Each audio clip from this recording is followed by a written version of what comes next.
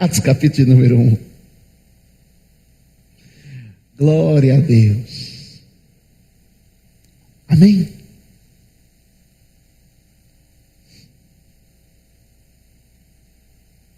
Diz assim a Bíblia: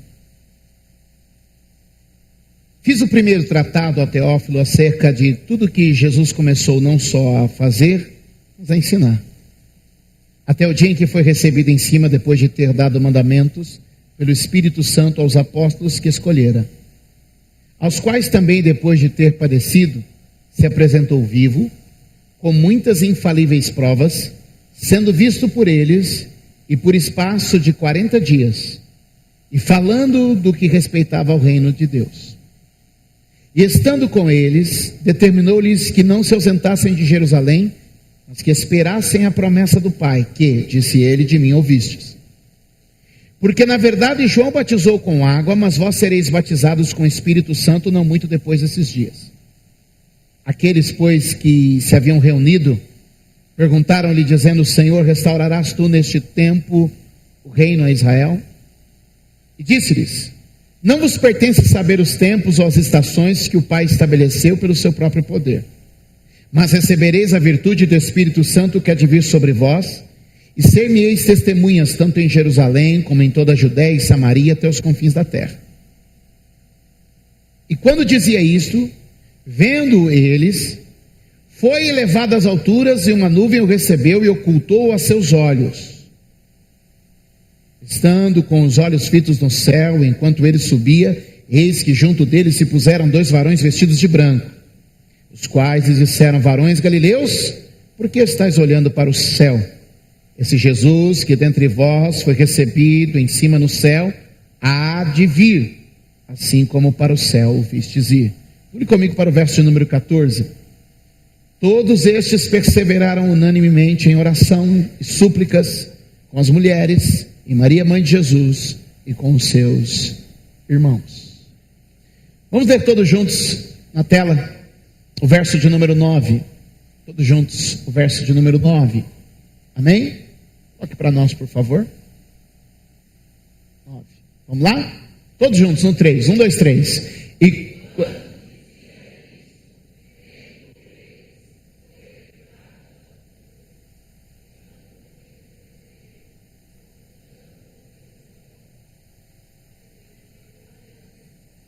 que o Senhor fale conosco ainda mais esta manhã, e que essa reflexão penetre na nossa alma, para sair daqui encorajando, fortalecendo e avivando a nossa fé.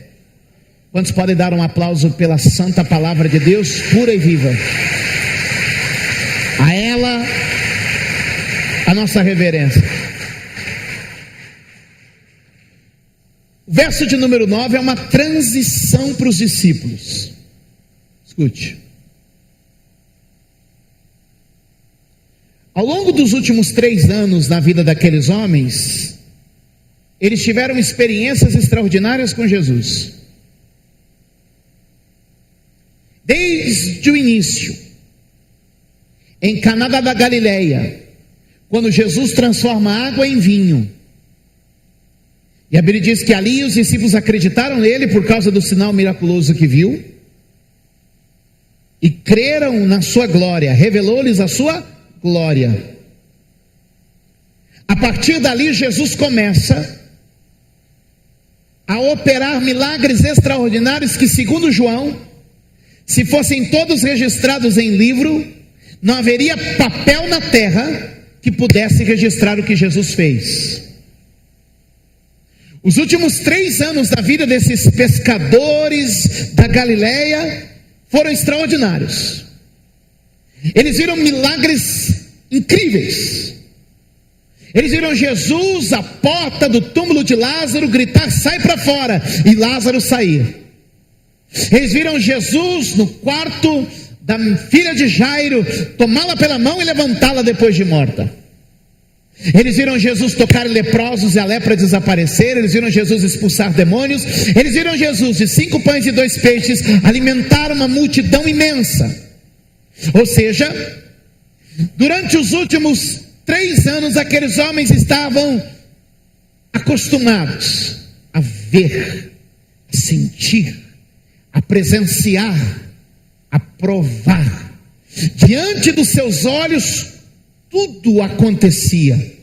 Eles provaram o gosto do vinho, eles experimentaram o pão multiplicado, eles olharam para leprosos limpos, eles viram mar acalmar e vento parar.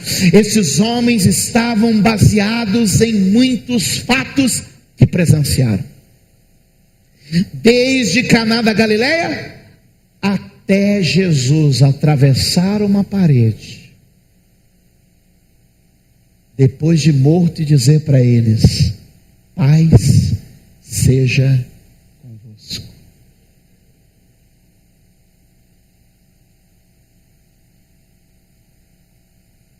Então, Tomé, ainda incrédulo, é desafiado por Jesus a colocar o dedo na chaga de suas mãos, na ferida feita pela lança no seu lado. Tomé se sente um privilegiado porque ele tem provas palpáveis.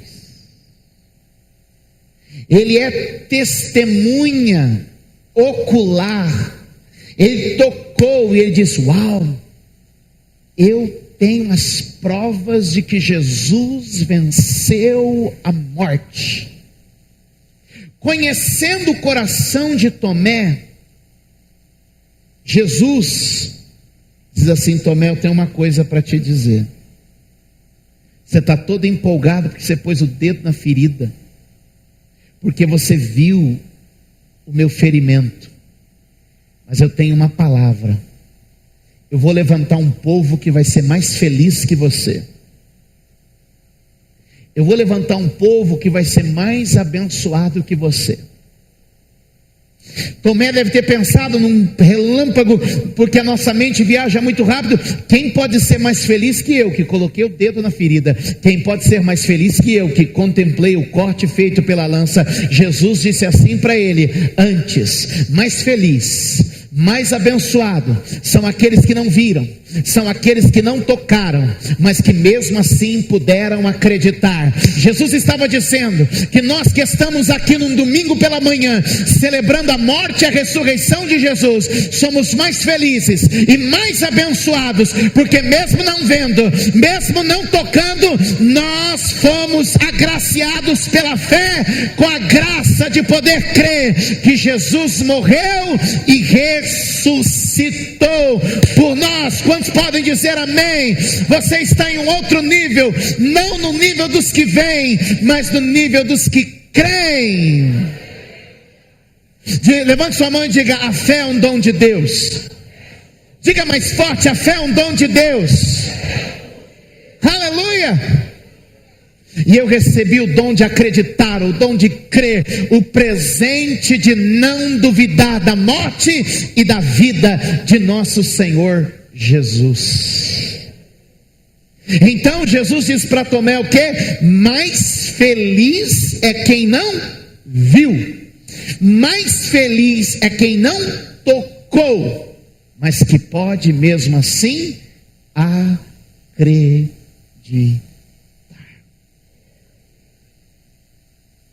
Quando eu pedi que fosse destacado o verso de número 9, disse que ele cria uma transição. É porque esses homens então, caminhando 3 anos com Jesus, viram muito. Mas a partir de agora, o que diz o texto? Analisa comigo o verso de número 9. Jesus que está diante dos seus olhos, já não estará mais. É tremendo que o texto bíblico ressalta que eles estão vendo e logo já não veem mais. Há uma transição, porque agora eles não deviam mais servir a Deus pelo que vem, mas pelo que creem. É a inauguração da época da igreja. A Bíblia diz: porque não andamos por vista, mas andamos por fé.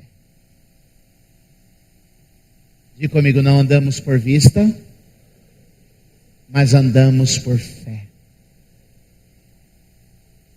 O verso 9 como que encerra o tempo de ver e inaugura o tempo de crer.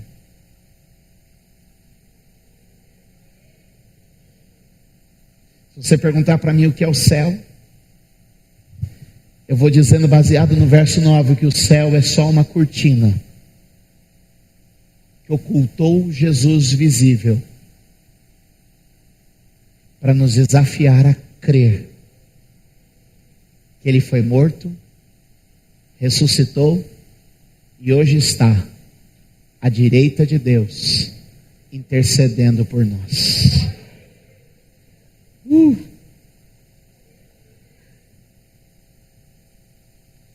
Já não está mais diante dos olhos, porque fé não é o que se vê. Hebreus 11:1 diz: a fé é a firme convicção de coisas que não se enxergam.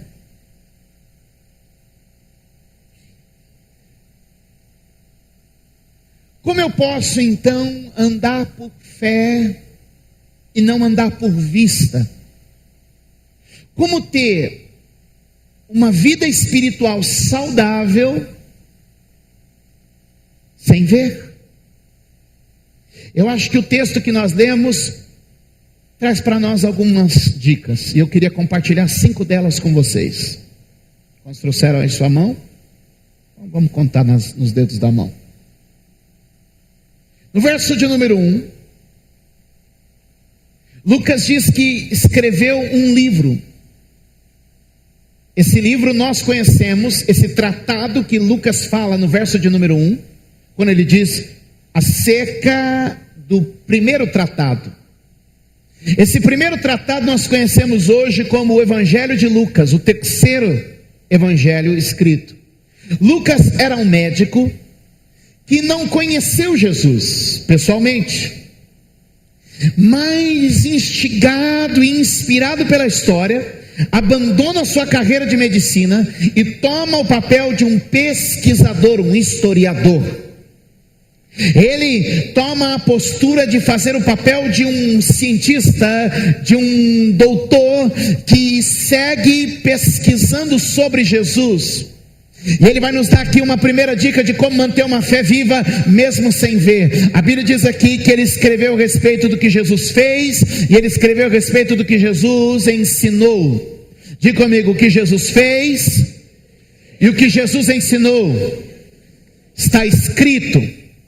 Amados, as Escrituras são a primeira fonte da fé. Diga comigo: as Escrituras, diga forte, as Escrituras são a primeira fonte da fé. Olha o que a Bíblia diz, ela diz assim: de sorte que a fé vem pelo ouvir, e o ouvir do quê? Da palavra de Deus. Esta palavra registrada alimenta a minha e a sua fé. Como viver uma vida saudável sem ver? Quando a gente começa a ver o que foi escrito a respeito dos ensinos e das obras de Jesus. Leia o Evangelho, se alimente do Evangelho, isso vai fortalecer a sua fé. Nós não precisamos ver, porque nós cremos no que está escrito, e o que está escrito é seguro, é firme, é vivo, é verdadeiro. Quantos podem dizer amém? Diga glória a Deus. Então, se nós queremos viver como os apóstolos passaram a viver, Jesus está oculto por trás das cortinas do céu. Jesus é recebido, seus olhos não podem mais ver, mas eles têm registros que alimentam a sua fé. Hoje Deus te trouxe aqui, e a cada domingo Deus te traz aqui para quê? Para que, lendo as Escrituras, seus olhos não precisam ver, sua fé é alimentada. As Escrituras têm o poder de alimentar a fé. É por isso que os homens querem tirar o poder da pregação, a vivacidade da pregação, porque a pregação das Escrituras alimenta a fé que não precisa de vista. Quantos podem dizer amém? A palavra de Deus aquece o nosso coração. Quantos podem dizer amém? A palavra de Deus desperta a nossa fé. Quantos podem dizer amém? Queridos, a Bíblia diz que Jesus, depois de morrer, no domingo da ressurreição, encontrou 2 discípulos no caminho de Emaús. A Bíblia diz que Jesus lhes expôs as Escrituras, E eles chegaram à seguinte constatação lá no caminho de Emaús: enquanto ele nos expunha a Escritura, nosso coração ardia. Esse é o poder da palavra de Deus, vai gerando fé no impossível, vai gerando fé sobrenatural, vai gerando o extraordinário no meio de nós. Enquanto eu estou pregando aqui, eu sei, Deus está pondo fogo no seu coração, para você crer além do que os seus olhos podem ver. Aleluia! Então, primeiro, alimente-se das Escrituras. Segundo, a Bíblia diz no verso de número 3, que Lucas passou a conviver com pessoas que tiveram experiências com Jesus. Quer viver uma vida de fé inabalável mesmo quando os seus olhos não conseguem ver? Aproxime-se de pessoas que tiveram experiências com Jesus. Elas vão incendiar sua alma. Elas vão avivar o seu coração. Ande com pessoas que tiveram experiência com Deus. A Bíblia diz no Salmo 1: bem-aventurado o homem que não se assenta à roda dos escarnecedores. Se há uma verdade que as más conversações, as más companhias corrompem os bons posicionamentos, é o que a Bíblia diz. Então, meu irmão, quando eu me cerco de pessoas que têm experiência com Deus, isso desafia, isso mexe o nosso coração. Cola em quem tem experiência com Deus. Lucas não assistiu um só milagre, mas ele registrou os milagres com tamanha vida, cheio do Espírito Santo, porque ele se envolveu com pessoas que tiveram essa experiência. A fé é alimentada pelas Escrituras, mas também é alimentada pela comunhão da igreja. Lucas está dizendo que a experiência com Cristo vivo se reproduziu na comunhão da igreja. Quando ele estava entre os irmãos que caminharam com Jesus, isso incendiou seu coração também. Hoje nós vivemos uma vida cada vez mais individual, cada vez mais separada da comunidade. E a Bíblia está dizendo para você, você precisa estar no núcleo da igreja, você precisa estar envolvido com gente de fé, para que a sua fé não desfaleça. Há muitos que estão esfriando na fé e negando a Cristo. Mas sabe quando começa o caminho da negativa da fé? Quando o pastor, e eu preguei isso quinta-feira e mostrei na Bíblia, quando o pastor liga para você e diz: ei querido, estou sentindo sua falta, e você responde: está tudo bem, é só que eu estou ocupado com isso, é só que eu estou com aquilo. Mostrei quinta-feira, Pedro só negou Jesus, porque quando Jesus alertou ele, Pedro disse: não, está tudo tranquilo, estou na fé, estamos juntos.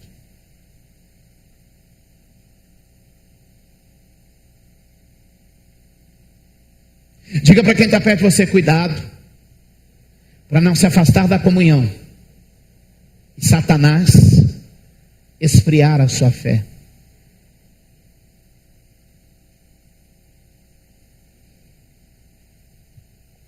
Se em primeiro lugar as Escrituras vão alimentar, quando não podemos ver, em segundo lugar, a comunhão com pessoas que estão vivendo experiências sobrenaturais com Jesus. Terceiro lugar, como viver uma vida sem ver. Verso de número 4, diz que Jesus estava com eles e determinou-lhes que não se ausentassem de Jerusalém, até que eles recebessem a promessa. Diga comigo: promessa. Diga de novo: promessa. Diga mais uma vez: crente vive de promessa. Crente vive de promessas. As promessas alimentam a nossa expectativa. O cristão precisa confessar, declarar e avivar e alimentar as promessas de Deus na sua vida. A expectativa gerada por uma promessa tem me mantido de pé. A expectativa gerada por uma promessa tem sustentado a minha família. A expectativa gerada por uma promessa tem sustentado o meu ministério. São as expectativas geradas por promessas que renovam até o nosso físico. Diz a Bíblia a respeito de Josué e Calebe: 45 anos e eles não enfraqueceram, eles não perderam o vigor. Como pode a carne de um homem se renovar 45 anos? Porque eles estavam ligados, firmados e ajustados na promessa de Deus. Quando a igreja se renova nas promessas, meu irmão, e queridos, eu tenho pregado há muitos anos, está fazendo tempinho já que eu estou pregando. Deixa eu te dizer uma coisa, ouça, há muita coisa que não aconteceu ainda, há muita vitória que eu não conquistei ainda, mas ao longo desses quase 20 anos, a promessa de Deus ter renovado a minha vida, a promessa de Deus ter renovado a minha esperança, são promessas que se renovam, palavras que se renovam, e eu creio, tenho recebido todas elas. Jesus disse assim: esses dias que virão serão dias de medo, esses dias que virão serão dias de insegurança, mas vocês fiquem firmes na promessa.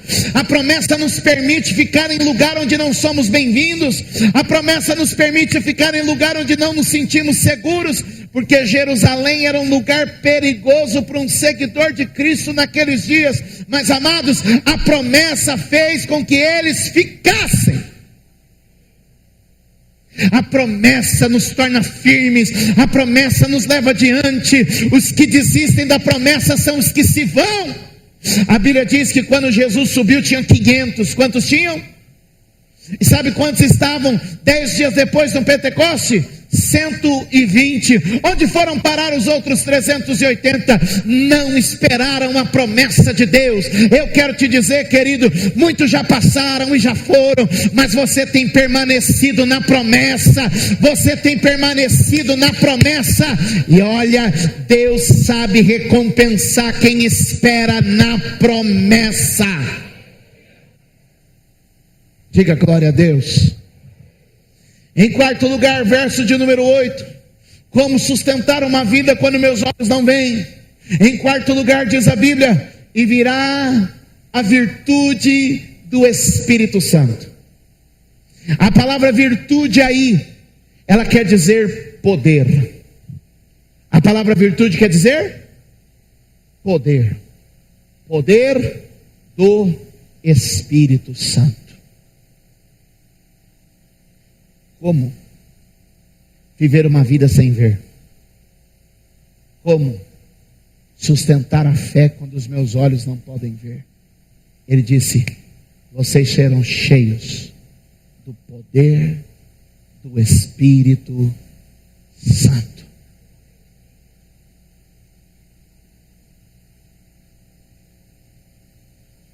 Quando Paulo chega para pregar na igreja de Éfeso, Paulo faz uma grande pergunta: foram vocês batizados no Espírito Santo? Os crentes da igreja de Éfeso dizem assim: nós nem sabemos que existe o Espírito Santo.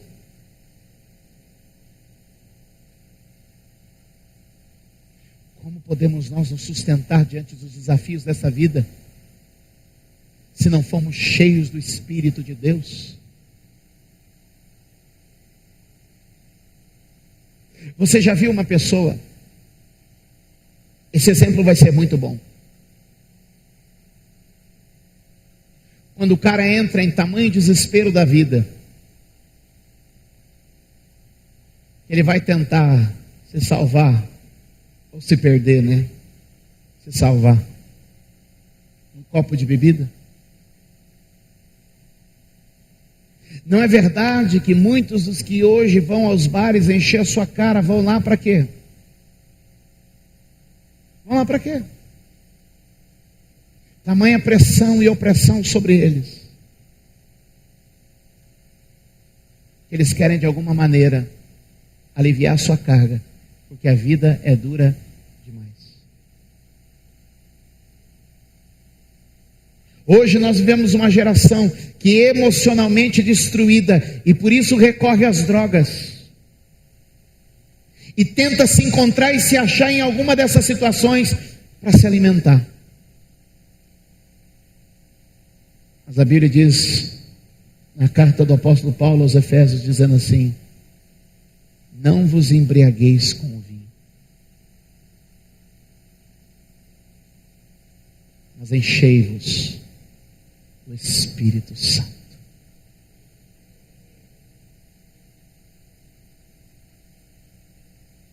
Quando a vida se tornar dura demais, quando os meus olhos não puderem enxergar,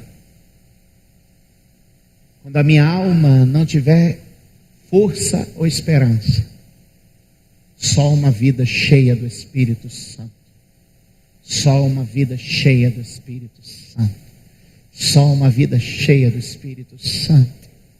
E o que tem faltado para muitos hoje é encher-se do Espírito Santo.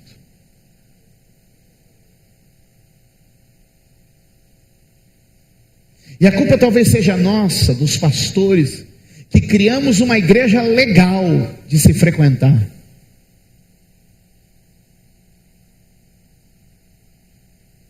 Mas que não confronta uma pessoa que já está há algum tempo na fé e não diz para ela: ei, está na hora de você ser cheio do Espírito Santo.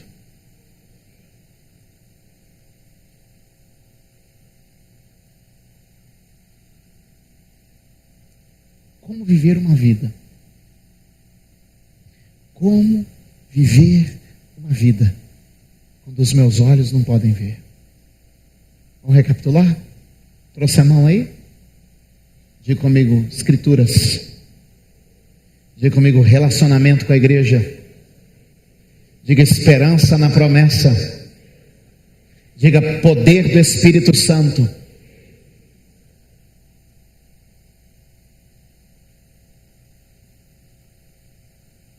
Em quinto e último lugar, para a gente fechar a mão, verso de número 11. Os quais lhes disseram: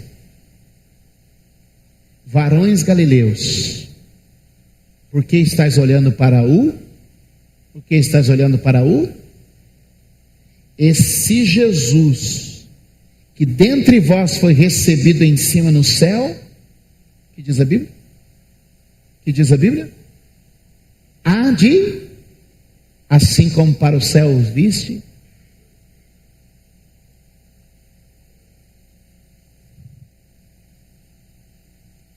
A esperança da volta de Jesus.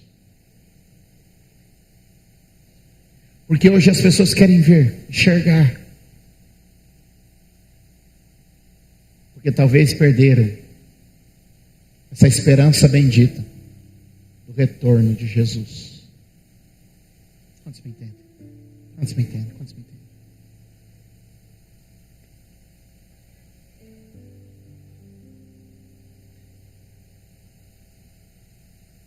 Os discípulos tiveram o privilégio de ver Jesus entrar no céu. Mas eu quero acreditar que a nossa geração vai ter o privilégio de ver o céu se abrindo como uma cortina. Jesus se apresentando como um relâmpago que se vê do Oriente ao Ocidente. Os meus ouvidos hão de ouvir uma trombeta soar. E a Bíblia diz que ao soar da última trombeta, Deus vai dar ordem aos seus anjos para que corram os 4 cantos da terra para reunirem os seus. Nós seremos a colheita de Deus no último dia, quando Jesus voltar para buscar a sua igreja. Escute. A Bíblia diz assim, ao soar da última trombeta, 1 de Coríntios capítulo 15, verso 51. Ao soar da última trombeta, os mortos ressuscitarão primeiro. E nós, os que estivermos vivos, em um piscar de olho, seremos transformados. Seremos levados ao céu, onde não haverá morte nem dor, onde não haverá choro nem noite, onde o sol não brilha mais, porque só brilha a luz de Cristo, nos iluminando para todo sempre. Quando os meus olhos não puderem ver, ainda assim a minha fé estará avivada, porque ao olhar para o céu eu sei, são apenas cortinas, que uma hora vão se abrir, e o meu Jesus vem me buscar. Tudo isso vai passar, e a eternidade se revelará para mim e para você. Hoje Deus te trouxe aqui, porque Ele diz: a minha igreja foi formada e fundamentada, não para ver, mas para crer. Que hoje Deus comece a liberar a sua fé, para que você possa crer sem ver.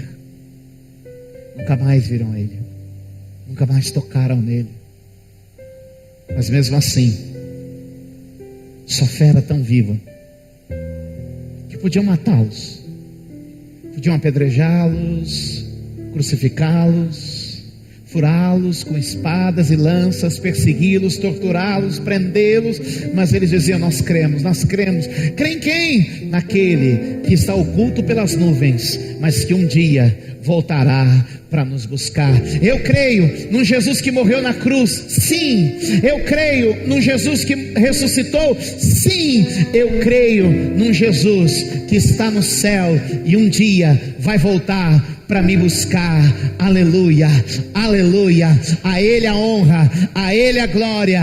E eu posso, sem nunca tê-lo visto, sem nunca tê-lo tocado, pregar com a maior convicção e sem nenhum medo de errar: Jesus está vivo. E eu creio que pelo Espírito Santo está andando entre nós, tocando a sua vida, tocando a minha vida. Continua curando, continua libertando, continua multiplicando, continua abençoando, continua ensinando, continua livrando, continua inspirando. Jesus continua o mesmo. Ele não ficou preso no passado e na história. O que eu celebro hoje não é a memória de um fato histórico, mas a verdade de um fato real e presente entre nós. Jesus ressuscitou, aleluia, e pelo seu Espírito está aqui neste lugar. Quantos podem crer que Ele toca a tua vida como tocou os leprosos, que Ele olha para você com amor como olhou para cada pecador? Quantos creem que hoje Ele estende a mão para nós e nos põe de pé? Quantos acreditam que de fato em Espírito Jesus está aqui? Mas eu não posso vê-lo. Para. E que me importam os olhos, se a fé já me diz que sim? Se a fé já me diz que sim, se a fé já me diz que sim, Jesus está vivo. Como ativar isso na nossa vida? Como fazer com que estas coisas, escute, como fazer com que estas coisas sejam vida e não tradição? Isso é um desafio da igreja. Como fazer com que essa fé que nós pregamos na Páscoa seja vida e não tradição? Como fazer para que tudo isso que pregamos, ensinamos, vir aos cultos no domingo seja vida e não apenas uma tradição?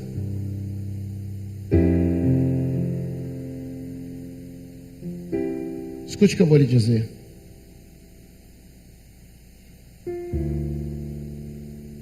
Mateus capítulo de número 25, a Bíblia fala de 10 virgens. Quantas virgens? Todas eram virgens. Virgem tem a ver com a pureza. É necessário para encontrarmos com o Senhor que sejamos puros. Mas escute o que eu vou lhe dizer: só a pureza não bastará nesse tempo, porque a Bíblia diz que embora as 10 fossem virgens, somente 5 tinham azeite consigo. Só 5 estavam de fato abastecidas do que era necessário para vencer as trevas da última hora.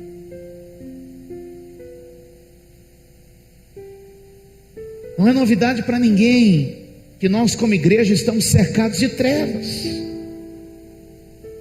As trevas das últimas horas já estão aí.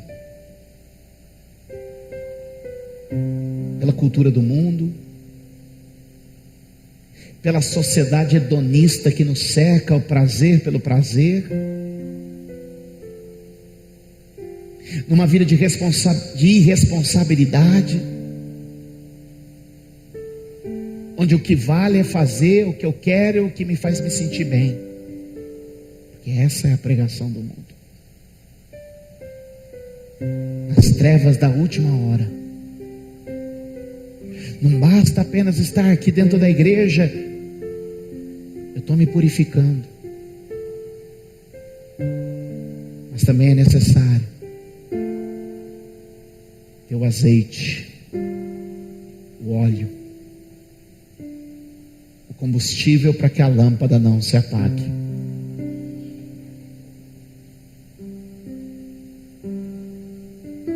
Escute. Verso de número 14, o último versículo que lemos. Diz que eles perseveraram unânimes em oração. Podemos ouvir a mensagem, podemos nos relacionar com a igreja, podemos ouvir as promessas, podemos acreditar que Deus vai voltar, podemos ser cheios do Espírito Santo, mas como é que a gente sustenta tudo isso? Orando. Orando. Meu desafio para vocês hoje, nesse domingo de Páscoa, é que a gente reveja nossa vida de oração, porque a oração vai ser a mola, mecanismo que vai ativar todas essas coisas. Não tem problema, eu vejo pela fé. Quantos me entendem? Fique de pé, por favor. Dá um aplauso bem forte. A palavra de Deus. Dai glória a Deus. Dai glória a Deus aí, igreja.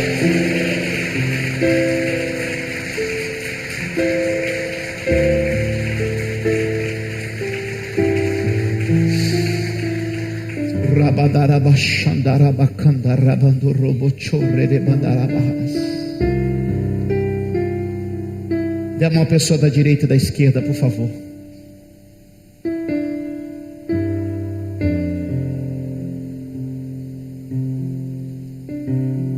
Aviva a nossa fé, Jesus. Aviva a nossa fé, Jesus.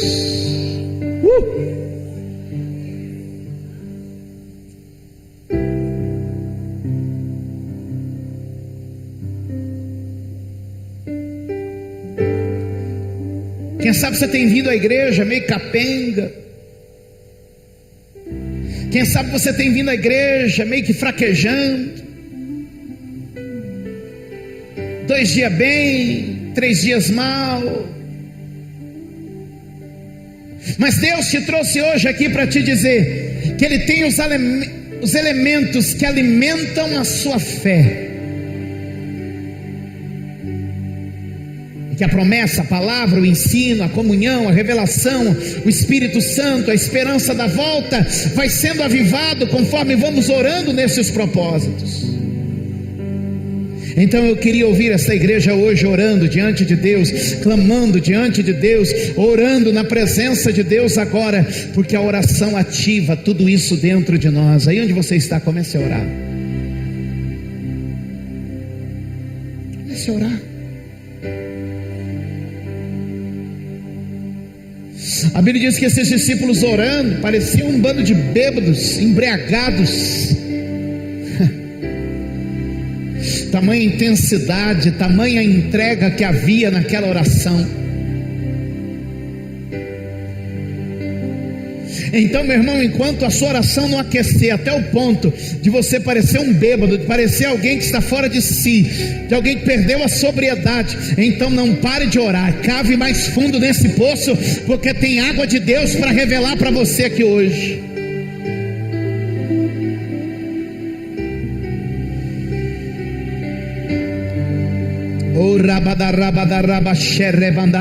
Ore, igreja, ore a Deus. Vamos orar. Senhor, nós queremos pedir a Ti que o Senhor continue nos renovando. Pai amado e querido, o que eu quero nesta manhã, Senhor, é que a Tua igreja seja renovada no espírito da oração, para que as verdades que nos sustentam possa nos manter livres e libertos e abençoados, oh meu Deus, a cada dia cheios da Tua presença, agora em nome de Jesus.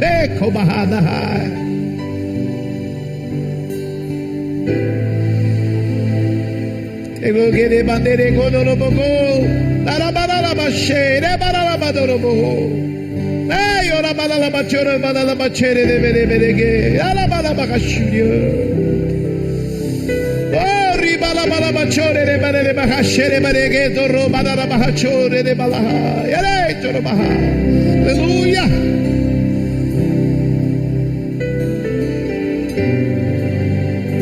Flui Espírito de Deus aqui nesta igreja agora com toda a liberdade, e desafia os crentes a serem cheios da Tua promessa, da Tua presença, da Tua palavra. Destrava os lábios que estão cerrados por uma timidez que nos exclui do reino, e derrama, Senhor, o Espírito de Deus como no dia de Pentecoste, para renovar uma igreja cheia da Tua presença, em nome de Jesus, meu Pai.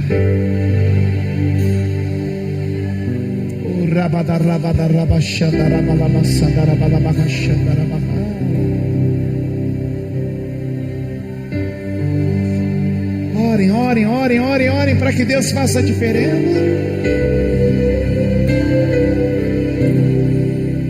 Jesus disse: a minha casa será chamada casa de oração para todos os povos. E muitas vezes o que nós menos fazemos na casa do Senhor é orar.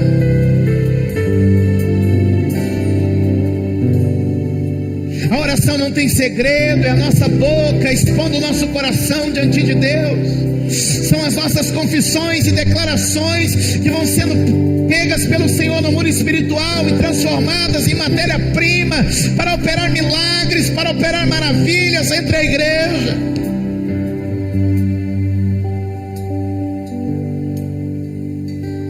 Mas o problema é que muitas pessoas perderam a intimidade com a oração. Ore até que esse prédio chacoalhe, ore até que os alicerces tremam, ore até que dentro de você não haja mais forças.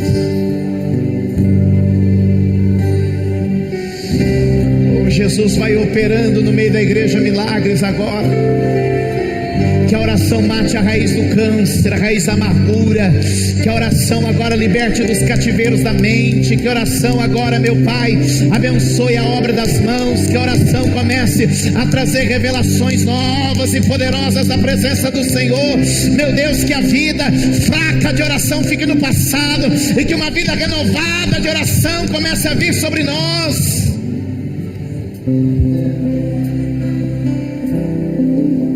Faz, ó Deus, com que a Tua igreja tenha experiência de oração.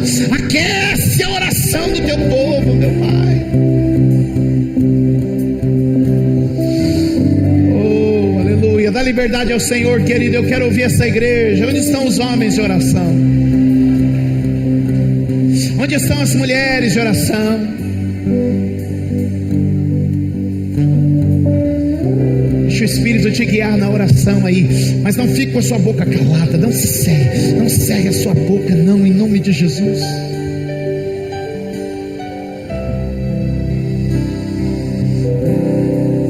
Maravilhoso Jesus. Maravilhoso Jesus.